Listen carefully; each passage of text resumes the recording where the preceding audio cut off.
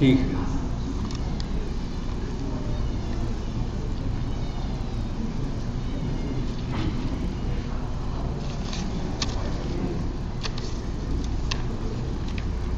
یہ سوال کیا ہے کسی نے، اولاد پر ماں باپ کے کیا حقوق اور ماں باپ پر اولاد کی کیا حقوق ہیں.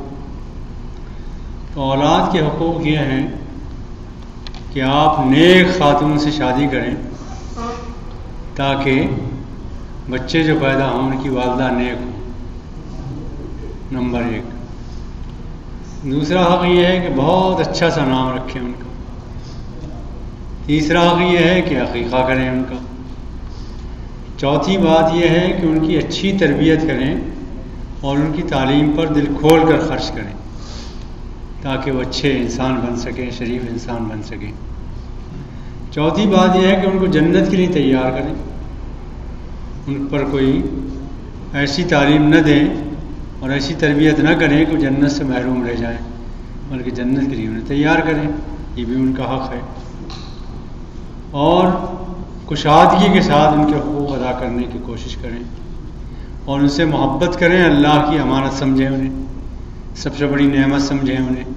یہ حقوق اولاد کے.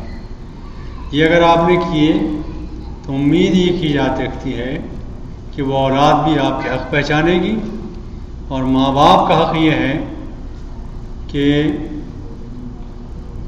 خدا کے رسول نے فرمایا صلی اللہ علیہ وسلم، ہما جنت کو بنا رکھ، تیرے ماں باپ ہی تیری جنت ہے اور تیری ماں باپ ہی تیری جہنم ہے.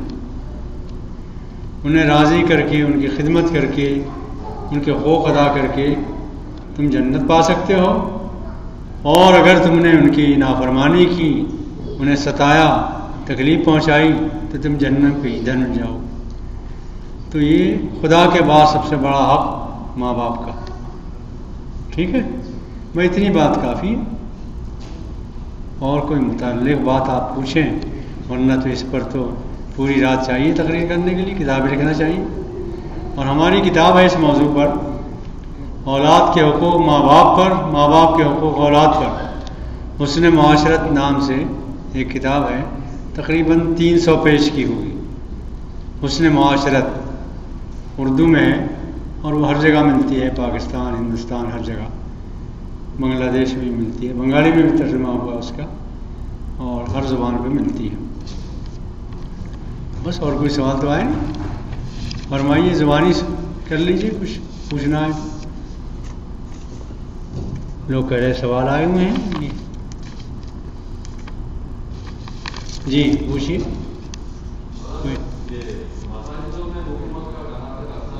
جی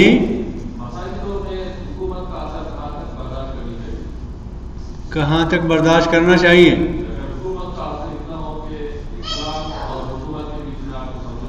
ہاں ذرا قریب آئیے نا، آپ کوئی اتنے پیچھے سے بیٹھے ہیں اور وہاں سے.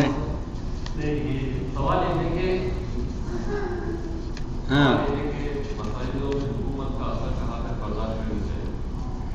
میرا خیال تو یہ ہے کہ کہیں تک برداشت نہ کیجیے اگر طاقت ہو آپ میں، مگر یہ طاقت تو ہے نہیں، ہمت بھی نہیں ہے اور طاقت بھی نہیں ہے، اور ہمارا یہ مقام بھی نہیں ہے. تو جس ملک میں جتنی اثرات ان کے ہیں اور جن سے ہم متاثر، ہماری نمازیں نہ ہوں، ہمارے روزے نہ ہوں، ہمارا دین نہ ہو، اس حد تک برداشت کرنے کی کوئی حرج بھی نہیں. ٹھیک ہے نا؟ لیکن ہندوستان میں بھی اور پاکستان میں بھی اور دنیا کے ہر مقام پر فرض کیجئے کہیں لاؤڈ سپیکر گورنمنٹ نہ لگانے دے تو ہم خواہ اس میں جھگڑا کریں کہ صاحب ہم تو لگا کے رہیں گے، اور خواہ فتنہ برپا کریں. وہ ٹھیک نہیں ہے. جہاں جس طرح کے ضوابط ہوں، قواعد ہوں، ان میں جتنی گنجائش ہو اس گنجائش میں رہتے ہوئے کام نکالنا چاہیے، چلانا چاہیے. اس وقت دنیا میں ہم محکوم ہیں. ٹھیک ہے جی. اور اگر آپ میں طاقت ہو لڑنے کی، مقابلہ کرنے کی، تو پھر تو میں کہوں گا کہ آپ نظام قائم کیجئے. کہاں مسجدوں پہ کیوں رکتے ہیں، اور آگے بڑھیے.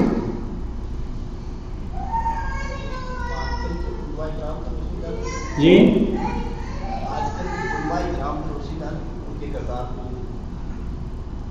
آپ کا کام ہے، آپ کریں، میں کیا روشنی ڈالوں اس پر بھائی؟ اندھیرا ڈالنا زیادہ اچھا ہے. کیوں ان کے پیچھے کیوں پڑے ہیں آپ؟ اصل میں علماء کرام بھی اپنے سے کام تو کر رہے ہیں کچھ نہ کچھ جو ان کی بس میں ہے. اب کوئی غلطیاں کہیں ہو رہی ہیں یا کوئی کوتاہیاں ہو رہی ہیں، اللہ نے معاف فرمایا بھائی.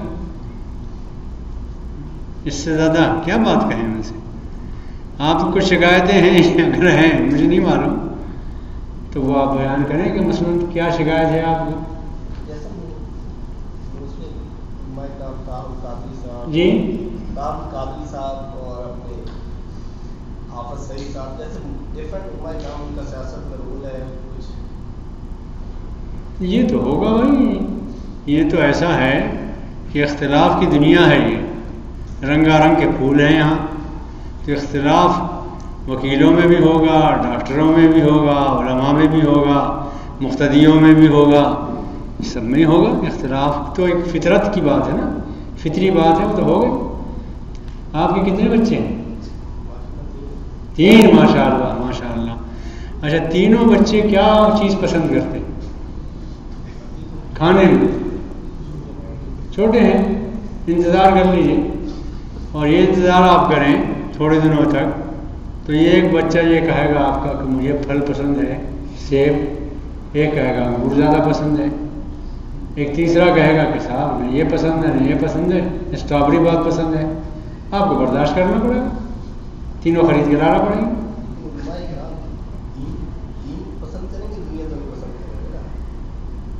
اگر کوئی علماء کرام ایسے ہیں آپ کے نزدیک جو دنیا کو پسند کر رہے ہیں تو ان کو اصلاح کیجیے، ان کو تربیت کیجیے، ان کو بتائیے، سمجھائیے بھائی کہ یہ صحیح نہیں کر رہے ہیں، ہے نا. اس سے زیادہ ہم کیا کر سکتے ہیں؟ لڑنا جھگڑنا تو ٹھیک نہیں ہوگا میرے خیال میں، آپ بھی متفق ہوں گے. جی ارشاد. اختلاف پہ بات ہو رہی ہے تو میں آپ سے یہ پوچھنا چاہوں گا کہ جیسے یہاں پہ یورپ میں یا امریکہ میں رہتے ہوئے کچھ ایسی چیزیں ہیں جو اختلاف کے اس جگہ پہ چلی جاتی ہیں جہاں پہ ایک سرٹیفکیٹ کہتی ہے کہ یہ حلال ہے، دوسرے کہتا ہے حرام ہے. تو ہمیں تو ابھی تک یہی پتا تھا جب پاکستان سے آئے تھے یا کچھ لوگ انڈیا سے آئے کہ اختلاف تھوڑا سا ہے. ہمارے بچے جب یہاں پہ بڑے ہو رہے ہیں، میں ایسے چھوٹی سی ایگزامپل، کھانے پینے کا معاملہ ہے. اب ہمارا بچہ، میرا بچہ اسلامک اسکول میں آتا ہے تو وہ کہتا ہے کہ ہمارے جو استاد ہیں وہ کہتے ہیں کہ یہ کھانے کی چیز حلال ہے، جبکہ ہم نے جو سیکھا کہ یہ چیز حرام ہے. اب گھر میں مسئلہ ہے. ٹھیک ہے، صحیح ہے. دیکھیے آپ کا سوال تو سن لیا آپ نے کہ کچھ حلال و حرام میں اختلاف ہے، ٹھیک ہے نا. ایک حلال و حرام تو وہ ہے جس میں قرآن کے نص صریح سے ثابت ہے، اس میں اختلاف دنیا کے کسی حصے میں ممکن نہیں. یاد رکھیے، وہ حلال و حرام جس قرآن نے، حدیث نے صراحتاً کہا ہے کہ یہ حرام ہے، اس میں اتفاق ہے پوری دنیا میں مسلمانوں کا، کوئی اختلاف نہیں کر سکتا. کتے کا گوشت حرام ہے، قرآن میں نہیں، حدیث میں ہے، ٹھیک ہے نا. اس میں اختلاف نہیں ہو سکتا، دنیا کے کسی حصے میں نہیں ہو سکتا، کہیں ممکن نہیں. ہاں البتہ جو فقہی اختلافات ہیں وہ یہ ہیں کہ ایک تو ہاتھ سے ذبیحہ ہے، یہ صحیح ہے کہ نہیں ہے، مشین سے ذبیحہ ہے، یہ صحیح ہے کہ نہیں ہے. کوئی کہے گا کہ صحیح ہے، کوئی کہے گا غلط ہے. یہ فقہی حلال و حرام ہے، اس کا مقام وہ نہیں ہے. اگر آپ نے اسے کھا لیا تو وہ حرام نہیں کھایا جو قرآن حدیث کا حرام ہے. یہ فقہی حرام ہے، اجتہادی حرام ہے. اور اجتہادی مسئلہ وہ ہوتا ہے جس میں علماء کا اختلاف، ٹھیک ہے نا. ایک عالم کچھ کہے گا، ایک عالم کچھ کہے گا. مثال کے طور پر ہمارے ہندوستان کے تمام علماء، مشرق کے تمام علماء یہ کہتے ہیں کہ ہاتھ سے ذبح کیا ہوا ہی یا مشین سے ذبح کیا ہوا بسم اللہ اللہ اکبر کے ذریعے وہی حلال ہے، وہی کھاؤ. کچھ عرب کے علماء یہ کہتے ہیں کہ بازار میں جو مل رہا ہے اسے بھی آپ بسم اللہ کر کے کھا لیں، ٹھیک ہے. یہ اختلاف ہے، ٹھیک ہے نا. اگر آپ نے کبھی وہ کھا لیا تو وہ حرام نہیں ہے جو قرآن و حدیث کا حرام ہے، یہ اجتہادی حرام، فقہی حرام. اس کا درجہ وہ نہیں ہے. بات سمجھ میں آئی آپ کے؟ تو اس لیے ہماری رائے یہ ہے کہ ذبیحہ وہ کھائیں جو صحیح ذبیحہ ہے. اللہ اکبر بسم اللہ اللہ اکبر کہہ کے ذبح کیا گیا ہے، وہ ہر جگہ مل رہا ہے نا.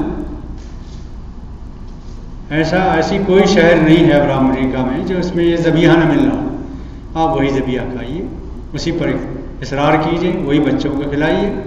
لیکن عرب اگر یہ کہیں کہ بازار سے لایا ہوا بسم اللہ کر کے کھا لو تو اس فتوے کی مخالفت نہ کیجیے، انہیں کرنے دیجیے ایسا. ٹھیک ہے. ہاں البتہ کبھی ایسا ہو کہ آپ تشریف لے گئے کہیں پکنک منانے کے لیے، بیگم کو بھی لے گئے بچوں کو بھی لے گئے، وہاں سے آنے میں دیر ہو گئی آپ کو، اور اب آپ کو کوئی وہ دکان نہیں مل رہی جہاں حلال ذبیحہ مل رہا ہو، آپ کو وہی مل رہا ہے جس کو عرب عالم نے کہا تھا کہ ٹھیک ہے. تو آپ دونوں ہاتھ اٹھا کر اللہ تعالیٰ سے اس عرب عالم کے حق میں دعا کیجیے کہ اللہ تیرا بھلا کرے، تو نے فتویٰ دیا تھا، ورنہ میرے بچے بھوکے مر جاتے، بھوک سے پرے تڑپتے خواہ. اس میں بھی، اس اختلاف میں بھی اللہ کی طرف سے کچھ مصلحتیں ہیں، فقہی مصلحتیں ہیں، اور وہ اس میں بھی بھلائی ہے ہماری، اور وہ تو ہوگا بھائی. اس لیے اگر وہ نہ ہوتا تو امام مالک نہ ہوتے، امام شافعی نہ ہوتے، امام ابو حنیفہ نہ ہوتے. یہ ہیں نا، اور ان کے مسلک بھی ہیں، اور پوری دنیا میں عمل بھی ہو رہا ان پر. اب امام شافعی رحمۃ اللہ علیہ کہتے ہیں فجر کی نماز میں دعائے قنوت پڑھو دوسری رکعت میں ہاتھ اٹھا کر، یہ بھی حدیث میں موجود ہے. امام ابو حنیفہ کہتے ہیں کہ عشاء کی نماز میں وتر میں دعائے قنوت پڑھو، یہ بھی حدیث میں موجود ہے. یہ بھی عمل ہوتا رہے گا، وہ بھی عمل، مگر یہ فقہی اختلاف ہے، یہ قرآن و سنت کا اختلاف نہیں. جہاں تک قرآن و سنت کا مسئلہ ہے اس میں دنیا میں کہیں کوئی اختلاف نہیں. آپ دنیا کے کسی ملک میں چلے جائیں، کہیں چلے جائیں، مغرب کی کتنی رکعتیں ہوں گی؟ 3 ہوں گی نا. کہیں سنا آپ نے کہ 4 پڑھنے لگے؟ نہیں. سر جگہ نماز پڑھیں گے لوگ اللہ کی، کہیں کسی جگہ کسی اور کی نہیں پڑھیں گے. ہر جگہ لوگ قبلے کی طرف رخ کریں گے، کسی اور طرف نہیں کریں گے. ہر جگہ نماز میں قرآن پڑھا جائے گا، وہی تسبیحات پڑھی جائیں گی جو نماز میں ہیں. تو جو اصولی باتیں ہیں اس میں ہمارے درمیان کوئی اختلاف نہیں ہے. ہمارا سب کا کعبہ ایک ہے، قرآن ایک ہے، حدیث ایک ہے، رسول ایک ہے، دین ایک ہے، اسلام ایک ہے، صراط مستقیم ایک ہے، اس میں کوئی اختلاف نہیں. ذیلی ضمنی باتیں ہیں اس میں تھوڑا سا اختلاف ہے. اور اس کی مثال ایسی ہے جیسے آپ کے گھر میں مسلمان ہیں آپ، اللہ کا شکر ہے، کتے کا گوشت گدھے کا گوشت کبھی نہیں آئے گا انشاءاللہ، بکرے کا آئے گا. ٹھیک ہے نا. لیکن بکرے کا گوشت آپ کباب بنا کر کھائیں، کہ قیمہ کھائیں، کہ اس میں ترکاری ڈال کے کھائیں، کہ ساگ ڈال کر کھائیں، کہ بھنا ہوا کھائیں، کہ شوربے کا کھائیں، یہ فرق ہوگا. یہ ذوق کا فرق ہے، اور اسی کی مثال ہے یہ فقہی اختلافات اسی طرح کے. تو اس میں گھبرانا نہیں چاہیے. یہ بھی اللہ تعالیٰ کی رحمت ہے، اس وسعت ہے، اس میں ان وسعتوں میں بھی اللہ تعالیٰ کا فضل ہے.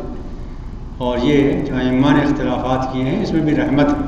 اس لیے رسول اللہ نے فرمایا میری امت کے اختلاف میں رحمت ہے اللہ. ٹھیک ہے. البتہ اصولی باتوں میں کوئی اختلاف ہمارے درمیان نہیں. کیا اس کے لیے ہمیں یہ لفظ حرام اور حلال پہ نہیں، حلال و حرام عربی ہم لوگ جائز ناجائز کہتے ہیں اردو میں. ٹھیک ہے نا. البتہ عرب جب استعمال کرے گا تو حرام ہی کرے گا، اور حرام کے معنی ہوتے ہیں ممنوع. ٹھیک ہے نا. اس معنی میں حرام نہیں ہے وہ جو قرآن و حدیث کا حرام ہے، وہ حرام اور اس حرام میں یہ فرق ہے. بات سمجھ میں ہے؟ الحمدللہ. تبلیغ کے بارے میں آپ کا کیا ہے؟ جی تبلیغ وہ جو لوگ جاتے ہیں نا ادھر ادھر تبلیغ جماعت میں، ہاں جماعتوں میں جاتے ہیں. ہاں ٹھیک ہے. کیوں بھائی اچھی کیوں آئی آپ کو؟ سوال تو ٹھیک ہے بیچارے کا، کیا خرابی کے سوال میں؟ کوئی خرابی نہیں، ٹھیک سوال ہے. تبلیغی جماعت جو کام کر رہی ہے تو اللہ تعالیٰ سے دعا کیجئے کہ اللہ تعالیٰ، مولانا الیاس رحمۃ اللہ علیہ نے یہ شروع کیا تھا. ٹھیک ہے نا. دعا کیجئے کہ اللہ تعالیٰ انہیں اونچے درجات عطا فرمائے، جنت الفردوس میں جگہ دے، ان کی لغزشوں کو معاف فرمائے. ٹھیک ہے نا. یہ دعا کرنا چاہیے، اس لیے کہ ان کے ذریعے سے دنیا کے ہر حصے میں لوگ نکل رہے ہیں، مسجدوں سے جماعتیں بن رہی ہیں، جا رہے ہیں، لوگوں کو اسلام کی طرف لا رہے ہیں، مسجدیں آباد کر رہے ہیں، نمازیں پڑھ رہے ہیں اور دعائیں سیکھ رہے ہیں، اللہ کا یاد کر رہے ہیں، تذکرہ کر رہے ہیں، ذکر الہی میں مشغول ہیں، حرام سے بچتے ہیں، حلال کا کوشش کرتے ہیں، ہو رہا ہے نا یہ؟ تو اس لیے ان کے حق میں دعا کیجیے۔ اگر کوئی غلطی ان سے ہو رہی ہے تو اللہ تعالیٰ معاف فرمائے انہیں، یا آپ محسوس کر رہے ہیں کہ غلطی وہ کر رہے ہیں، گڑبڑ کر رہے ہیں، تو انہیں سمجھائیے، بتائیے، لیکن ان کے کام کو کنڈم نہ کیجیے، یہ کام آپ کا نہیں۔ اسی طرح ایک اور جماعت ہے، جماعت اسلامی، وہ اپنا کام کر رہی ہے، وہ ذرا وسعت کے ساتھ کرتی ہے، پورا ذہن کا تصور دیتی ہے کہ بھائی یہ لوگ تو صرف بنیادیں کھول رہے ہیں، بنیادیں تعمیر کر رہے ہیں، نماز روزہ یہ تو بنیادیں ہیں نا دین کی، ان کے بغیر تو دین ہو نہیں سکتا، دین کی بنیادیں ہیں یہ، ان بنیادوں کو پختہ کر رہے ہیں۔ جماعت اسلامی والے کہتے ہیں کہ محض بنیادوں پر ہی زندگی کو کھپا دینا کافی نہیں ہے، اس پر عمارت تعمیر کرو، اسلامی نظام قائم کرو، اور مالیات میں، کمائی میں، پیشے میں، ہر چیز میں اسلام ہونا چاہیے، اسکولوں میں وہ یہ کہتے ہیں، اس کی کوشش کرو تاکہ زندگی کے ہر شعبے میں اسلام آ جائے، وہ یہ کوشش کرتے ہیں۔ ان کا بھی حق میں دعا کیجیے کہ اللہ انہیں بھی کامیاب کرے۔ کوئی تیسرا آدمی مسلمانوں کی تعلیم پر زور دے رہا ہے اور اس لیے تنظیم قائم کی ہے، اس کے حق میں بھی دعا کریں کہ اللہ تعالیٰ اسے بھی کامیاب کرے۔ ایک چوتھا آدمی اٹھتا ہے، وہ کہتا ہے مسلمانوں کی معاشی حالت درست ہو، مالیات ٹھیک ہوں، ان کی کاروبار شروع ہوں، کمپنیاں کھولیں، ان کے لیے بھی دعا کیجیے کہ اللہ تعالیٰ انہیں بھی کامیاب کرے۔ اس لیے کہ امت کو ہر طرح کی ترقی کی ضرورت ہے، ہر پہلو سے اونچا اٹھانا ہے امت کو، ٹھیک ہے نا؟ صرف قاری صاحب ہی مل جائیں آپ کو جو نماز پڑھاتے ہوں تو کافی نہیں ہے، امت کو اسپتال کی ضرورت بھی پڑے گی نہیں پڑے گی، آپریشن کی ضرورت بھی پڑے گی نہیں پڑے گی، بیمار بھی لوگ ہوں گے نہیں ہوں گے۔ اب ہر جگہ تو قاری صاحب کو نہیں لے جائیں گے نماز پڑھانے سے، بھائی نماز پڑھا لی اب آپ چلیے آپریشن کیجیے، وہ کیسے کریں گے بیچارے؟ اس کے لیے اس فن کی ضرورت ہے نا، وہ بھی ہماری ضرورت، یہ بھی ہماری ضرورت، وہ بھی ہماری ضرورت، ہر میدان میں ہم آدمی پیدا کریں، اور یہ کوشش ہو رہی ہے، کر رہے ہیں ہم لوگ۔ آپ کھلے دماغ سے، کھلے ویژن سے سوچئے، کشادہ ذہن سے سوچئے، اور ہر ایک کے لیے حق دعا کیجیے۔ امت کو اونچا اٹھانے کے لیے ہر طرف سے لوگ کوششیں کر رہے ہیں، خواتین کی تعلیم کی بھی کوشش کیجیے، بچوں کی تعلیم کی بھی کوشش کیجیے، لوگ حافظ بنا رہے ہیں اس کی بھی حوصلہ افزائی کیجیے، لوگ بچوں کو ڈاکٹر بنا رہے ہیں اس کی بھی حوصلہ افزائی کیجیے کہ ڈاکٹر کی ضرورت نہیں ہے آپ کو، انجینئر کی ضرورت نہیں پڑے گی، اکاؤنٹ کی ضرورت نہیں پڑے گی، سب کی پڑے گی نا، امت سب چیزیں چاہیے امت کو، تو ڈاکٹر بھی بنیں گے، انجینئر بھی بنیں گے، اکاؤنٹنٹ بھی بنیں گے، اور عالم بھی بنیں گے، فاضل بھی بنیں گے، قاری بھی بنیں گے، نماز بھی پڑھیں گے، ٹھیک ہے؟ چکر میں نے اس میں نہ پڑی ہے کہ بھائی ایک ہی پہلو پہ زور دیں، سارے پہلو لوگ کر رہے ہیں، کرنے دیجیے، سب کام تو آپ نہیں کر سکتے، لوگ مختلف ہوں گے۔ اور چلیے دیوبندیوں کے پیچھے پڑھیں، بریلوی علماء دونوں ہی قابل احترام، بہت اچھا ہے، کس کا بھائی؟ ہاں ماشاء اللہ، اچھی بات کہی، دونوں ہی کے دلال وزنی، سبحان اللہ۔ اب پاکستان میں ایک دوسرے کو گروہ بندی کی بنیاد پر مار رہے ہیں، اللہ تعالیٰ انہیں نصیحت دے، اللہ تعالیٰ انہیں ہدایت دے۔ اب یہ میں نے ابھی عرض کیا تھا کہ بھائی کون مار رہا ہے، کون مر رہا ہے، کنفیوژن کا وقت ہے، پتہ نہیں۔ اگر یہ لوگ خود ہی ایسا کر رہے ہیں تو غلط کر رہے ہیں نا، انہیں سمجھانے کی ضرورت ہے۔ بہرحال جو اخلاص کے ساتھ جو لوگ کام کر رہے ہیں اللہ تعالیٰ انہیں کامیاب کرے۔ غلطیاں ہو رہی ہیں، اگر کوتاہی ہو رہی ہے تو اللہ تعالیٰ انہیں معاف کرے اور ہدایت دے، دعا کریں ان کے لیے۔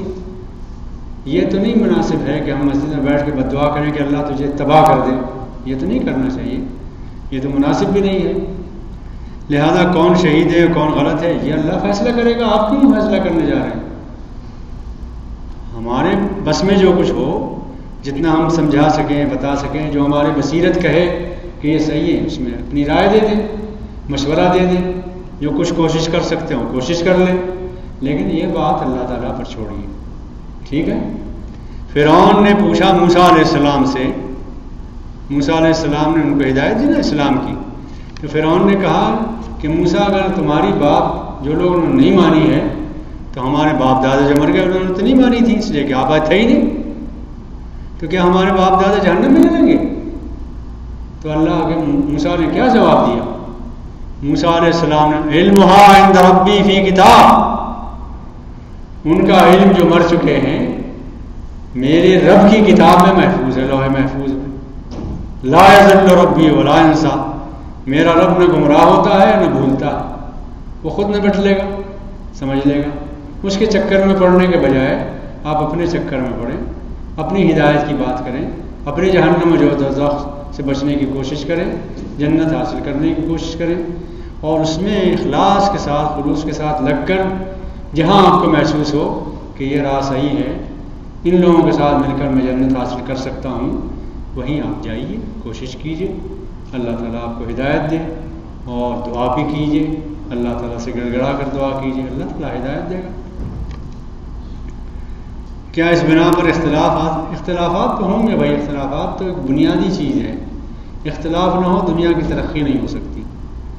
اگر فرض کیجئے کہ ڈاکٹروں میں اختلاف نہ ہو تو نئی گولیاں نہیں بنیں گی، ٹھیک ہے، نئے علاج نہیں شروع ہوں گے، آپریشن پہلے کسی طرح ہوتا تھا اب کسی طرح ہوتا ہے، اختلاف ہی تو کیا نا، نئے ڈاکٹروں نے پرانے ڈاکٹروں سے اختلاف کیا، نئی راہیں سجائی، آگے بڑھے، یہی تو ہوگا نا۔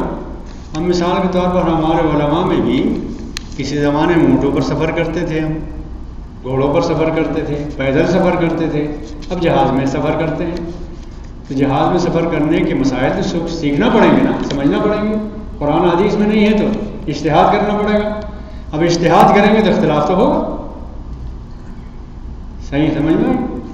میں نماز پڑھ رہا تھا جہاز میں سیٹ پر، تو ایک صاحب کہنے لگے زمین تو ہے نہیں، نماز کیسے پڑھ رہے ہیں آپ؟ میں نے کہا خدا کے بندے کل ہم چاند میں پہنچیں گے، وہاں زمین کہاں ہوگی؟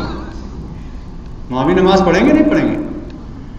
فرض کیجئے کہ کل یہ اطلاع مل جائے آپ کو کہ اس دنیا میں آبادی کی گنجائش نہیں رہی، دوسرے گروہ میں پہنچو اور اس میں جنت میں اور چاند پہ موقع ہو، تو وہاں جا کے نماز تو پڑھیں گے نا۔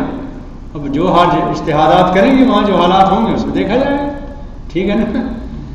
تو کچھ نہیں کہا جا سکتا کہ زمانہ کس تیزی سے ترقی کر رہا، آج سے 60 سال پہلے کا آدمی اگر اٹھ کے آ جائے اب، اور یہ ہوائی جہاز دیکھے، 100 سال ہی ہوئے ہوں گے، ہوائی جہاز بھی اس سے زیادہ نہیں ہوئے۔ 100 سال پہلے کے آدمی سے آپ یہ کہتے ہیں کہ صاحب ٹنوں من کا وزن ایک لوہے کا پرندہ لے کر اڑے گا، تو وہ کہتا ہے دماغ خراب ہے اس کا، پاگل خانے بھیجو اسے، اس کی سمجھ میں نہیں آتی، آج تو سمجھ میں آ رہا ہے۔ یہ آپ کے پاس ذرا سا وہ رکھا ہوا ہے، چھوٹا سا نا جیب میں رکھا ہوا ہے، دنیا بھر سے بات کیجیے، یہ کیا 50 سال پہلے کسی کی سمجھ میں آ سکتی تھی؟ بات نہیں آتی۔ اب اس میں اجتہاد تو کرنا پڑے گا، قرآن سنت کی روشنی میں لوگ اجتہاد کریں گے، اختلافات بھی ہوں گے۔ اب ایک اتنا سا ہے، یہ دیکھیے ہے نا چھوٹا سا، اس میں قرآن بھی ہے، تفسیر بھی ہے، یہ بھی ہے، وہ بھی ہے۔ اب مسئلہ تو پیدا ہوگا کہ وضو کر کے اسے چھوئیں، اس لیے کہ اس میں قرآن ہے، یا بغیر وضو چھوئیں، مسئلہ پیدا ہوگا نا۔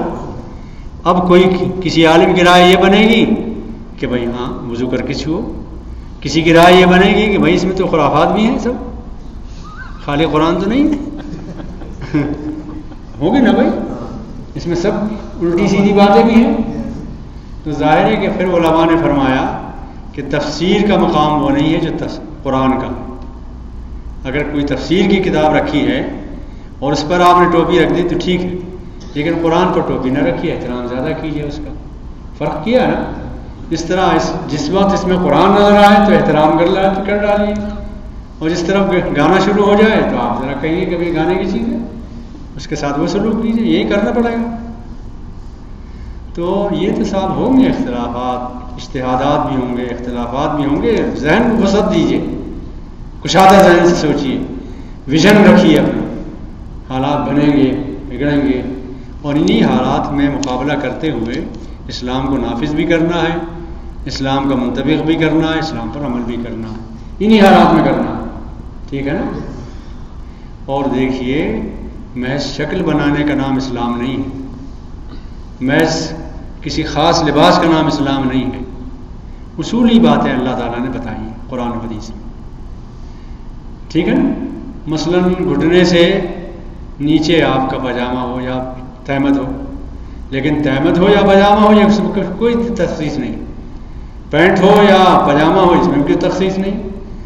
لکھنؤ کا پاجامہ ہو یا افغانستان کی شلوار ہو، اس میں کوئی تخصیص نہیں، کوئی فرق نہیں ہے نا. پگڑی باندھے آپ، ٹوپی اوڑھے کہ ننگے سر رہیں، اس میں بھی اختلاف ہوگا، ہے نا؟ فطری بات ہے. چہرے پر آپ داڑھی اتنی بڑی رکھیں کہ اتنی بڑی رکھیں کہ بہت لمبی رکھیں. کسی نے کہا کہ صاحب چھوڑ دو اسے جہاں تک جائے، اس پر رحم کھاؤ، ترس کھاؤ، اس پر پھیلاؤ اسے.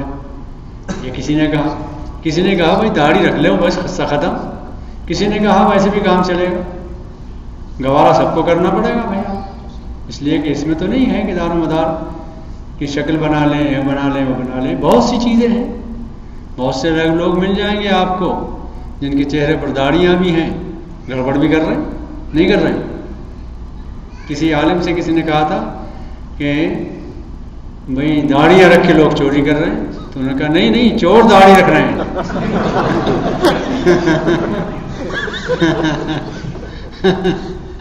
تو یہ تو ہوگا بھائی، اختلافات ذہنی فکری سب طرح کے ہوں گے. جی ارشاد. آپ تو جوان آدمی، ذرا آواز زور سے بولیے یار.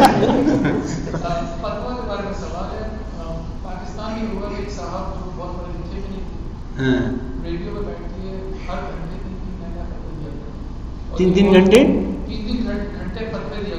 اچھا.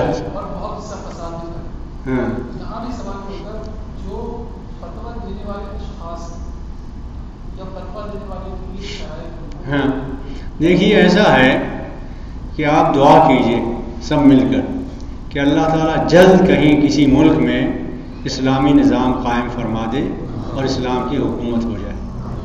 جب اسلام کی حکومت ہوگی تو فتوے کی اجازت حکومت کی طرف سے جس کو ہوگی، قابل احترام ہوگا، وہ قابل علم ہوگا، جس کے علم ہو، اس پر مستند ہوگا جس کا علم، اس کو فتوے کی اجازت ہوگی. ہر آدمی نہیں ہے فتویٰ دے گا. اس وقت صورت حال یہ ہے کہ ہم آزاد ہیں بالکل، کوئی حکومت ہماری نہیں، کوئی نظام ہمارا نہیں. اس وقت صورت حال یہ ہے کہ ملک کافروں کا یا خدا کے منکروں کا یا اسلام نہ جاننے والوں کا ملک ہے، اور ہم اس میں آ کے پھنس گئے ہیں. تو ہمارا اسکرو جو ہے وہ گول ہے، اور ڈبری کی جو سوراخ ہے وہ چوکور ہے، اس میں ہم فٹ کرنے کی کوشش کر رہے ہیں. تو فٹ تو نہیں ہوگا بھائی، پریشانی تو ہوگی. ٹھیک ہے نا. اب اگر ایسے حالات میں آپ کے سامنے سوال آ جائے کہ بھائی اتوار کو جمعہ پڑھ لیا کریں گے، نہیں، تو آپ برا نہ مانیں، اس لیے کہ چھٹی اتوار کو کر رہے ہیں. آپ کا نظام قائم ہوگا، جمعہ کی چھٹی کریں گے، پریشانی نہیں ہوگی کوئی. تو طرح طرح کے سوالات تو پیدا ہوں گے، اس میں پریشان ہونے کی ضرورت نہیں ہے. اور یہ ہوا ہے ہمارے ساتھ 400 سال سے. 400 سال پہلے ہمارا نظام تھا، 900 سال ہم نے دنیا میں حکومت کی ہے. کہاں ہیں آپ؟ بہت شان و شوکت سے، شان و عظمت سے ہم نے حکومت کی ہے.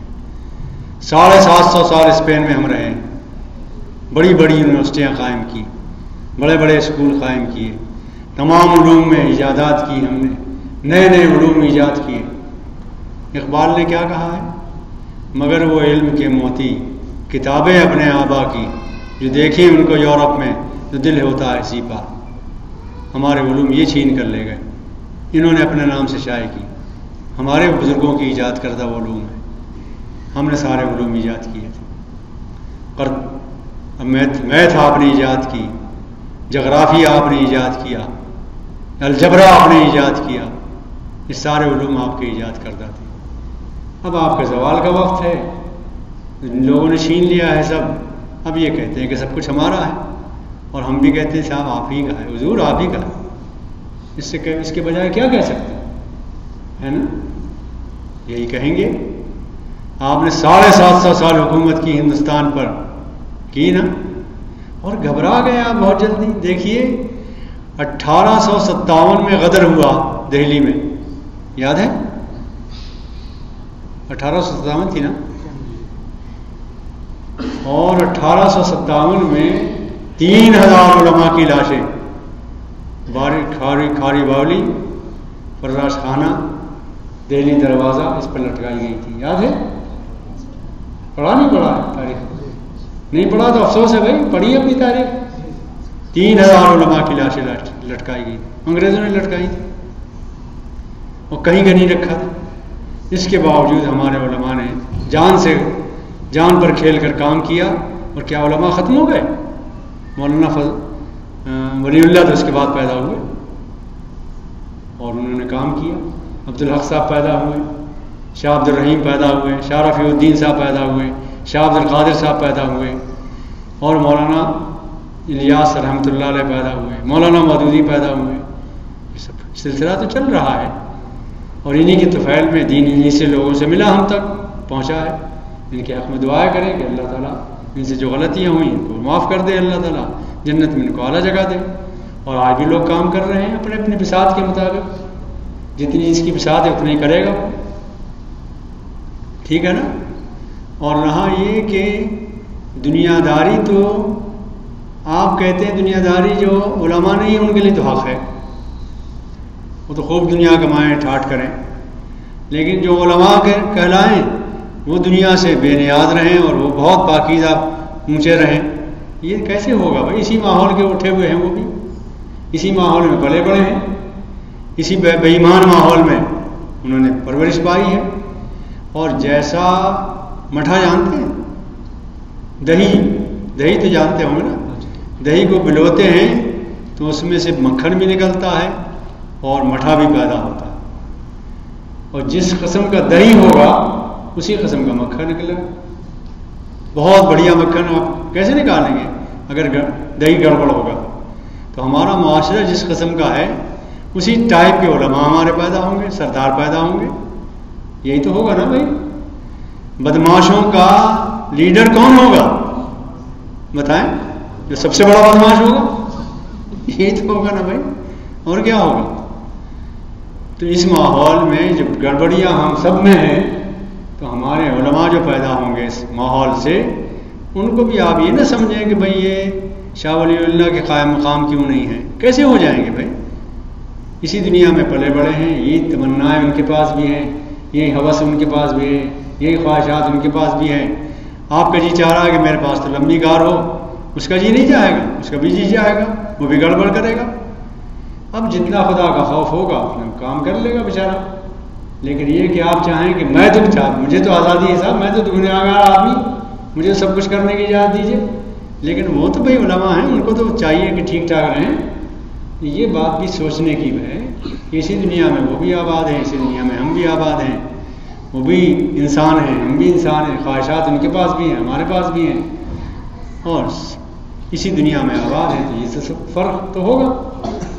उस ज़माने के जो उलमा थे अवाम भी वैसे ही थे, जैसे अवाम थे वैसे उलमा थे। अब हमारे यहाँ गड़बड़ है अवाम में, तो उलमा भी वैसे ही पैदा होंगे, ये तो होगा जी। कहे तो रिजाल भी। अच्छा फिनिश कर लें भाई, दुआ कर लें। हमें और आगे जाना है, दूर तक, मनरो जाएंगे इसी वक्त। अस्सलाम वालेकुम।